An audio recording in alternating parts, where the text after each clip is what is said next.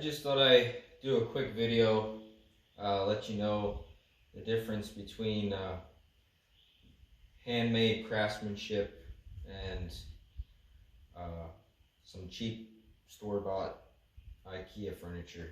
The reason I love doing this as a hobby is because you're using the same techniques that pioneers used to throw benches together 200 years ago.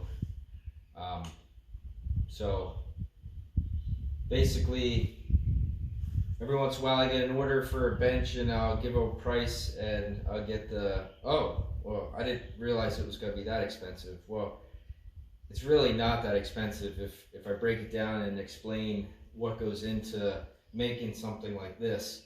You know, we have the slab on top.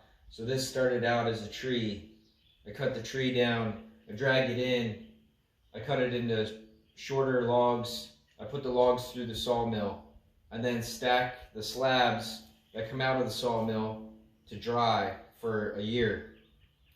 And then you cut the slabs into usable pieces, and then you sand the slabs, and you get them nice and cleaned and finished up.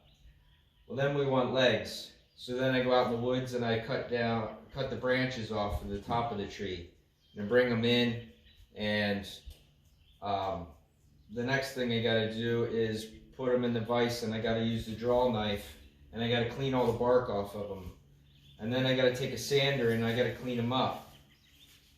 And then the next step is to take a tenon cutter and shave them so that they'll fit up into the bottom of the slab. And then you got to drill your holes in the slab, put your legs in, and you got to level them up so that your bench sits level when it's done. And then, you know, obviously after that we do the finish. We do the polyurethane so it holds up. But, you know, all of these steps are stuff that I didn't realize until I started doing it myself. I mean, this is the first thing I ever started making, was a live edge round leg bench like this. You know, 7 years ago, that's how I started, and I still enjoy making them. But just think about it next time. I always like going to craft shows and buying that handmade stuff. I like that blacksmith knife. I like that leather maker to make me a sheath for my knife.